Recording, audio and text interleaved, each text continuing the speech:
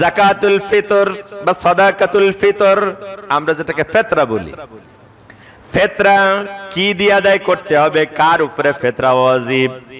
ফিতরা ওয়াজিব হচ্ছে তার উপরে যার ঈদের দিন ভালো করে বুঝেন, ঈদের দিন নেশাব পরিমাণ সম্পদের মালিক যে, নেশাব পরিমাণ মানে 52.5 তোলা রৌপ্য অথবা 7.5 তোলা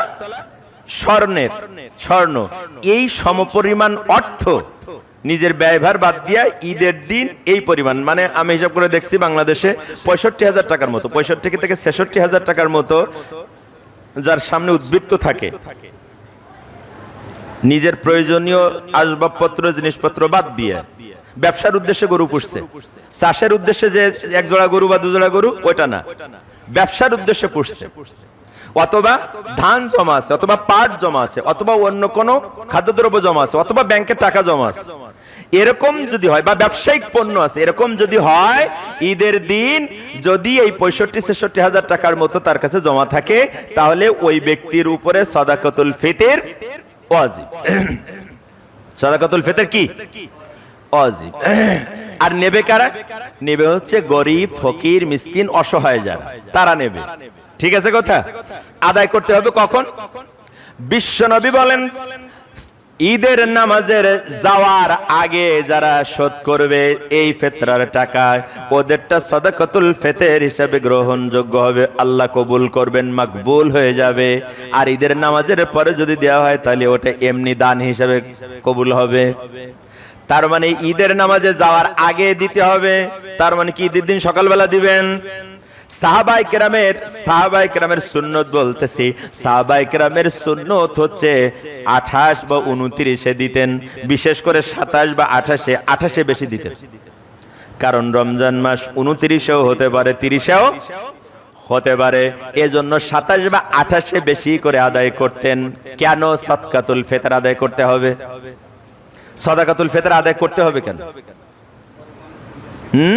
না, সাদাকাতুল ফিতর আদায়ের কারণ হচ্ছে, উদ্দেশ্য হচ্ছে এটা, 1 মাস ধরে সিয়াম পালন করেছেন, ওই সিয়ামের মধ্যে যে ভুল ত্রুটি হয়ে গিয়েছে, যে সমস্যা হয়ে গিয়েছে, যে ছোটখাটো ভুল ত্রুটি হয়ে গিয়েছে, ওই ভুল ত্রুটির কাফারা হিসাবে বিশ্ব নবীর মাধ্যমে রব্বুল আলামিন সাদাকাতুল ফিতর ওয়াজিব করে দিয়েছেন। সুবহানাল্লাহ। আর একটা উদ্দেশ্য সাদাকাতুল ফিতরের, সেটা হচ্ছে গরিব, মিসকিন, অসহায়, ফকির, মিসকিনদের সহযোগিতা করা, অসহায় গরিব মিসকিনদের সহযোগিতা করা। আমার ভাইয়েরা, আমার বন্ধুরা খেয়াল করেন, ফিতরা আদায় কেন করতে হবে? রমজানুল মুবারকের ছোটখাটো ভুল থেকে আল্লাহ যাতে মাফ করে দেয়, সেজন্য ফিতরা দিতে হবে। আর একটা হচ্ছে গরিব মিসকিনের পাশে দাঁড়ানোর জন্য ফিতরা দিতে হবে। এখন ফিতরা দেব কি দিয়া? বলেন, ফিতরা কি দিয়া দেব আর ক টাকা দিতে হবে? এইটা নিয়ে দেখলাম যে গোটা দুনিয়ায় ঝড় বয়ে যাচ্ছে। কেউ বলতেছে টাকা দিয়ে দেয়াই যাবে না, খাদ্যদ্রব্য দিতে হবে, বা হাদিসে বর্ণিত এই 5টা খাদ্যবস্তু দিয়ে দিতে হবে, না হলে ফিতরা আদায় হবে না। কিছু গবেষক আলেমজন বলতেছেন যে না, যেটা গরিব মানুষের জন্য বেশি উপকারী সেইটাই দিতে হবে। আমিরে মুয়াবিয়ার ইস্তেহাদকে তারা সেখানে নিয়ে এসেছেন। আমি সেটা আপনাদেরকে একটু, এটা বিষয়টা খুব ক্লিয়ার বুঝবেন, এটা নিয়ে কিন্তু সমালোচনা আছে, বাইরে যাই আবার সমালোচনা হইতে পারে, এটা এজন্য খুব ক্লিয়ার বুঝবেন। এটা সাদাকাতুল ফিতরের আদায়ের উদ্দেশ্য হচ্ছে রমজানের ভুল ত্রুটি থেকে ক্ষমা পাওয়া। 2 নম্বর হচ্ছে গরিব, মিসকিন, অসহায় মানুষের পাশে দাঁড়ানো, তাদের আনন্দের সহযোগিতা করা। আদায় করব কি দিয়া? হাদিসের ভাষা, 1 নম্বর হচ্ছে খাদ্যদ্রব্য, 2 নম্বর হচ্ছে জব, 3 নম্বর হচ্ছে কিসমিস, 4 নম্বর হচ্ছে পনির। একটা হাদিসে এই 4টার কথা আসছে, আর এক হাদিসে আসছে খেজুরের কথা। হইল কয়টা? কথা বলেন, কয়টা হইল? 5টা। একটা হচ্ছে খাদ্যদ্রব্য, একটা হচ্ছে খেজুর, একটা হচ্ছে জব, একটা হচ্ছে কিসমিস, আর একটা হচ্ছে পনির। এই 5টা জিনিস দিয়া সাদাকাতুল ফিতর বা যাকাতুল ফিতর আদায় করা লাগবে, যাকে আমরা ফিতরা বলি। এখন আমার ভাইয়েরা, আমরা তাহলে গম আর আটা পাইলাম কোথায়? আমিরে মুয়াবিয়ার সময় যখন রাজধানী মদিনা থেকে দামেস্কে চলে গেল, সিরিয়ায় চলে গেল, সিরিয়ায় গম বেশি জন্মাইতো। ওই গম মদিনা, মক্কা মদিনা এটা ছিল দাম অনেক বেশি, এই জন্য এইটার ব্যাপারে হযরতে আমিরে মুয়াবিয়া যেটা বলেছেন, তখনকার গম খাইতো বড় লোকেরা, রুটি খাইতো কারা? বড় লোকেরা খাইতো রুটি করে, হাউস করে। গরিব মানুষের আটা রুটি চোখে দেখতে পাইতো না। যখন সিরিয়ায় রাজধানী গেল, ইসলামের রাজধানী, আমিরে মুয়াবিয়া, হযরতে আমিরে মুয়াবিয়া রাদিয়াল্লাহু তাআলা আনহু, তিনি মক্কায় যখন আসলেন সফর করার জন্য বা হজে আসলেন, তখন তিনি বক্তব্য দিতে যায় বললেন, তোমরা তো খেজুর দিয়া, তোমরা তো জব দিয়া, পনির দিয়া, কিসমিস দিয়া, তোমরা তো বা খাদ্যদ্রব্য দিয়া তোমরা তো সাদাকাতুল ফিতর আদায় করো। তবে এখন যেহেতু সিরিয়া থেকে গম বেশি করে তোমাদের দিকে আমদানি করা হচ্ছে, এজন্য তোমরা চাইলে খেজুরের পরিবর্তে এই গম দিয়াও তোমরা সাদাকাতুল ফিতর আদায় করতে পারো। যেহেতু দাম বেশি, সেজন্য অর্ধেক দিলেই হয়ে যাবে। অসংখ্য সাহাবায়ে কেরাম, অসংখ্য ফোকাহায়ে কেরাম তখন ছিলেন তার সামনে। এই সাহাবায়ে কেরাম তার ইজতিহাদকে মেনে নিয়েছিলেন, এজন্য গম দেওয়ার প্রচলন তখন থেকে হয়ে যায়। কিন্তু আমরা একটা জিনিস কেন ভুলে যাব? আল্লাহ রাসূলের হাদিসের ভাষা, প্রথম হচ্ছে খাদ্যদ্রব্য। প্রথম কি? খাদ্যদ্রব্য। কি? 2 নম্বরে খেজুর, 3 নম্বরে জব, 4 নম্বরে কিসমিস, 5 নম্বরে পনির। আর ইস্তেহাদ হচ্ছে যাতে গরিব মানুষেরাও একটু খাইতে পারে, ওই গম আটার স্বাদ যে কেমন, ওরাও যাতে একটু বুঝতে পারে। গরিব মানুষের উপকারের জন্য আমিরে মুয়াবিয়া এই প্রচলন করেছিলেন, সাহাবায়ে কেরাম তা মেনে নিয়েছিলেন। সুবহানাল্লাহ। তো উদ্দেশ্য ছিল গরিব মানুষ যাতে উপকার হয়। আর আমাদের এখন আটা দেওয়ার উদ্দেশ্য হচ্ছে গরিব মানুষ যাতে ঠকে। কথা কন? এখন আমরা আটা দিয়ে ফেতরা দেই কেন? কারণ হচ্ছে গরিব মানুষ যাতে ঠকে, যাতে আমি কম দিতে পারি, আমার পয়সা যাতে বাঁচে, সেজন্য আমি আটা দিই। এখন ডায়াবেটিসের রোগী ছাড়া আর গরিব মানুষ ছাড়া রুটি খায় কেউ? খায়? আমাদের কাছে স্ট্যান্ডার্ড খাবার কি? চাউল। তো খাদ্যদ্রব্য দিয়ে, যেহেতু হাদিসের ভাষা, খাদ্যদ্রব্য দিয়ে সাদাকাতুল ফিতর আদায় করার জন্য আল্লাহ রাসূল বলেছেন, তো আপনি খাদ্যদ্রব্য দিয়ে দিচ্ছেন না কেন? আপনি কি খান? বলেন কি খান? যদি চাউল খান তাহলে চাউল দিয়ে দিতে হবে 3 কেজি 300 গ্রাম চাউল দিয়ে আদায় করতে হবে। খাদ্যদ্রব্যের কথা আছে তো। আপনি হাদিসের ইস্তেহাদ, সাহাবীদের ইস্তেহাদ, আটা বা গম, ওই ইস্তেহাদ মানার কারণে যদি আপনি অর্ধসা আটা দেন, এটা যদি আপনার কাছে মনে হয় যে ওইটা দেওয়া দরকার, তাহলে আপনার কাছে এটা কেন মনে হয় না যে হাদিসের সরাসরি বক্তব্য হচ্ছে খাদ্যদ্রব্য দিয়ে দাও? আল্লাহ রাসূলের মুখের ভাষা এটা, খাদ্যদ্রব্য দিয়ে দাও। তা আপনি খাদ্যদ্রব্য দিয়ে দিচ্ছেন না কেন? তাহলে উত্তম হচ্ছে, হ্যাঁ কি না, সে বিষয়ে এখনো যায়নি। খেজুরের কথা তো আল্লাহ রাসূল শুধু বলেন না, আল্লাহ রাসূল প্রথম বলেছেন খাদ্যদ্রব্য, তোয়াম, খাদ্যদ্রব্য, তারপরে বলেছেন তামার, খেজুরের কথা।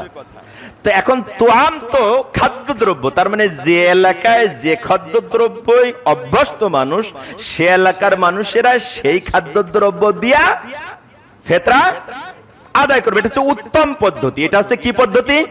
সর্বোত্তম পদ্ধতি। তো যেহেতু আমরা চাউলের প্রচলন, সেজন্য চাউল দিলে গরিব মানুষের উপকার বেশি হবে না কম হবে? আটার তুলনায় চাউল যদি দেই, গরিব মানুষের উপকার বেশি হবে না কম হবে? যেটা গরিবের উপকার বেশি হবে সেইটাই ইসলামের হক, সেটাই ইসলামের মৌলিক কথা। এজন্য খাদ্যদ্রব্য দিতে হবে। এখন দেব কতটা? দেব 3 কেজি 300 গ্রাম। কেউ 3 কেজির কথা বলেছেন, কেউ 3.5 কেজির কথা বলেছেন। কথা কি বুঝতেছেন? তো 3 কেজি 300 গ্রাম এটা স্ট্যান্ডার্ড মাপ, অনেক স্কলাররা বের করেছেন, ইল্লা মাশাআল্লাহ। তো এখন এই যে 3 কেজি 300 গ্রাম চালটা কোন চাল দেব? বালাম চাল দেব, পায়জাম, মিনিগেট, 28 না মোটাটা, কোনটা দেব? এই প্রশ্নের জবাব কি বলেন? এই প্রশ্নের জবাব হচ্ছে আপনি যেটা খান ওইটা। কোনো বিতর্ক নেই এটা নিয়ে। আপনি যেটা খান ওইটাই আপনার ফিতরা। আপনি যদি 40 টাকারটা খান তাহলে 40 টাকার চাউল যেটা ওইটা আপনার জন্য ফিতরা। আপনি যদি 54 টাকার চাল খান তাহলে ওইটা আপনার জন্য ফিতরা। আপনি যদি 52 টাকারটা খান ওইটা আপনার জন্য ফিতরা। আপনি যদি 64 টাকারটা খান তাহলে ওইটা আপনার জন্য ফিতরা। কথা বুঝতে পারছেন কিনা? তাহলে খাদ্যদ্রব্য দিয়ে দিতে হবে, এটা গরিবের বেশি উপকার। এজন্য এইটার উপরে আমরা থাকার চেষ্টা করব, এটা উত্তম। যেহেতু ওলামায়ে হযরত সাহাবায়ে কেরামের ঐক্যমত আছে আটা দিয়ে দিলেও আদায় হয়ে যেতে পারে, এটা ইজতিহাদ। ওই ইজতিহাদের কারণে ওলামায়ে কেরাম বলছেন যে খাদ্যদ্রব্য তার মানে 3 কেজি 300 গ্রাম চাউল অথবা তার মূল্য দিলে আদায় হয়ে যাবে 3 কেজি 300 গ্রাম। তো আমরা এটা নিয়ে বিতর্ক করব না, এটা নিয়ে বিতর্ক।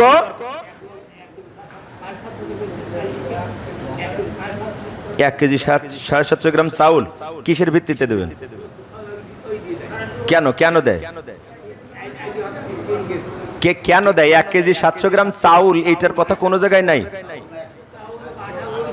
না। আটা দিলে আপনি 1 কেজি 750 গ্রাম আটা যদি দেন সরাসরি আটা, তাহলে সেটা আদায় হওয়ার একটা যৌক্তিক সাহাবায়ে কেরামের ইজমা থেকে আমরা খুঁজে পাই।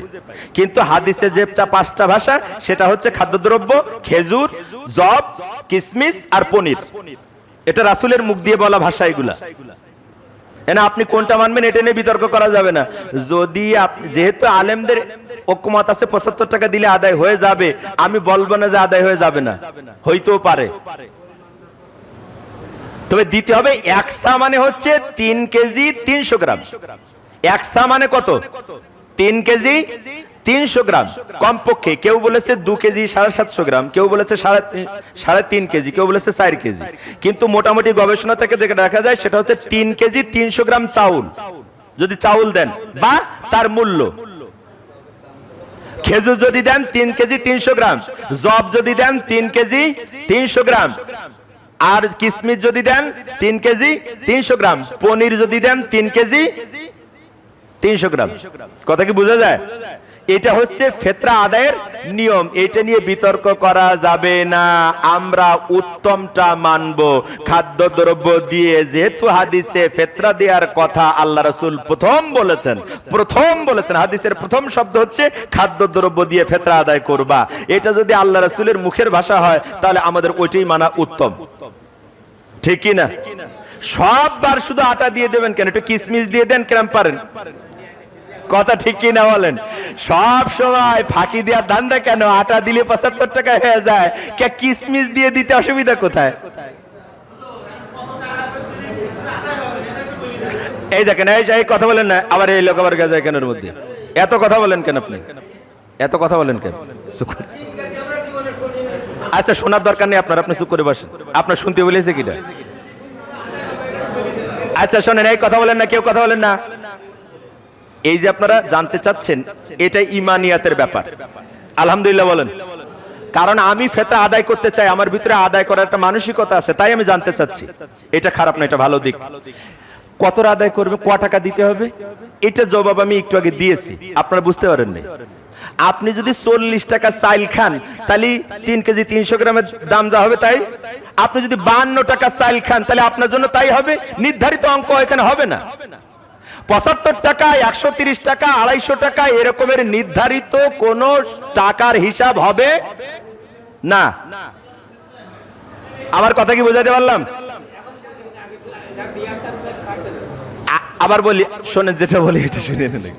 এই সবাই একজন আরেকজনের সাথে কথা বলছেন, তাহলে আমি চুপ করে থাকি? আপনারা সবাই কথা বলে আমি চুপ করে থাকবো? শোনেন, বিতর্ক করেন না, আমি বলি, খেয়াল করেন। আমি জানি এটা আপনারা বিতর্ক করবেন, আপনি জানি তো। এই যে খেয়াল করেন, সবাই পণ্ডিত হলে হবে? সবাই পণ্ডিত হলে হবে? পণ্ডিত হবে তারা যাদের ভিতরে পাণ্ডিত্য আছে। আর আমরা যারা পণ্ডিত নয়, পণ্ডিতদের কথা অনুসরণ করব। আপনি বিতর্ক করতেছেন কেন? এই রাজাক ভাই আবার কথা বলছেন কেন? ওইদিকে, এদিকে তাকান। কথা বলেন না, কেউ কথা বলা যাবে না। এই আবার বলি, আবার কথা বলছেন কেন? খেয়াল করেন, বিতর্ক করা যাবে না। আবার বাইরে যে বাজারে যে কওয়া যাবে না যে শামীম হুজুর ফতোয়া দিয়েছে 70 টাকা। আমি ওইটার খুব ভয় পাই। আল্লাহ রাসূলের হাদিসের ভাষা কি? 1 খাদ্যদ্রব্য, 2 খেজুর, 3 জব, 4 কিসমিস, 5 পনির। টাকা আছে এর মধ্যে? কথা বলেন, টাকা আছে? সাহাবায়ে কেরাম এবং রাসূলের সুন্নত হচ্ছে তারা খাদ্যদ্রব্য দিয়ে আদায় করত। কেন? কারণ তখন সোনা দিয়ে কেউ আটা জব কিনতো, কেউ রূপা দিয়ে খেজুর কিনতো, কেউ খেজুর দিয়ে সোনা কিনতো, একটা পণ্য দিয়ে আরেকটা পণ্যের বিনিময় হতো। এইরকম যে আমরা যে কারেন্সি ইউজ করি, আমরা যে টাকা বা ডলার বা মুদ্রা ইউজ করি, এটা সেই সময় ওইভাবে ছিল না। এটা আপনারা যারা মুরব্বি তারাও জানতেন। কেউ মাছ দিত, মাছের বিনিময়ে ধান দিত। আমার দাদা বলতেন এই গল্প, আগে এইভাবে নাকি হতো। এটা আরবে তখনকার সময় ছিল, এজন্য এই 5টার কথা এসছে। এখন যদি আপনি বিনিময় করতে চান, সেটা বিনিময় করতে পারেন। কিভাবে? সেটা হচ্ছে আমিরে মুআবিয়া এবং অসংখ্য সাহাবায়ে কেরাম একমত হয়েছেন। সেটা হচ্ছে আটার দাম যেহেতু বেশি ছিল, সেজন্য একসা ওদের খাদ্যদ্রব্য ছিল খেজুর। তো আল্লাহ রাসূল তো আলাদা করে আবার খেজুর বললেন, আবার বললেন খাদ্যদ্রব্য। তার দরকার কি ছিল? শুধু খেজুর বললেই তো হইতো। হাদিসের ভাষাগুলো গভীর জ্ঞান দিয়ে বুঝবেন। এতদিন করে আসছে, এখন খাটতেছে না। আরে ভাই, এতদিন তো বাগানে পায়খানা করতেন, এখন কি বাগানে পায়খানা করেন নাকি? এতদিন তো চিঠি লিখে খবর নিতেন, এখন মোবাইল ফোন ইউজ করেন কেন? এসে হচ্ছে খোলা অজুহাত। আল্লাহ রাসূলের ভাষা কি? খাদ্যদ্রব্য, তারপরে খেজুর বলেছেন। তো ওদের তো খাদ্যদ্রব্য খেজুর, তা আবার আলাদা করে খাদ্যদ্রব্য বললেন কেন? আপনি বুঝলেই যথেষ্ট, বিতর্ক করা যাবে না। আপনাকে নিয়াত করতে হবে আমি সবচাইতে উত্তমটা দিয়ে দেব, যাতে গরিবের বেশি উপকার হয়। এটা হচ্ছে আপনার মানসিকতা। তাহলে আর ফতোয়া নিতে লোকের কাছে যাওয়া লাগবে না।